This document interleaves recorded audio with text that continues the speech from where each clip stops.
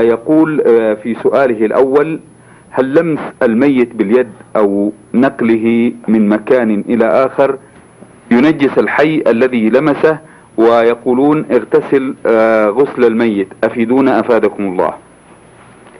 المسلم لا ينجس لا حيا ولا ميتا، ولمسه لا ينجس لامسه، وإنما اختلفوا في غاسل الميت هل يجب عليه غسل أو لا. أما لمس الميت أو تقبيله بعد موته فهذا جائز ولا حرج فيه، فإن الصديق خليفة رسول الله أبا بكر أفضل هذه الأمة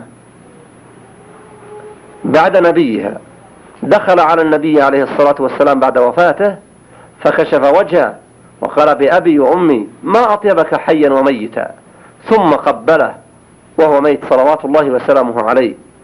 فهذا دليل على جواز التقبيل. وأما لمس الميت فإن النبي عليه الصلاة والسلام لم يأمر أحدا بغسل أو اغتسال أو وضوء أو غسل يدين إذا لمس ميت، وهذه الأحكام إنما تعلم عن طريقه، وهو يعلم صلى الله عليه وسلم أن الناس يلمسون موتاهم ويحملون موتاهم وينقلونهم، ولم يأمرهم أبدا بأن يغسلوا أيديهم إذا لمسوهم. فالمسلم طاهر في حال حياته وموته وقد ثبت ذلك من قول النبي صلى الله عليه وسلم في الصحيح، والله أعلم.